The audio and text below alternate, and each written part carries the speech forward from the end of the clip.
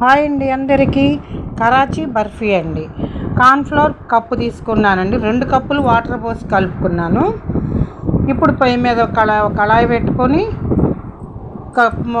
కప్పున్నర sugar వేసుకుని 2 కప్పులు water పోసుకొని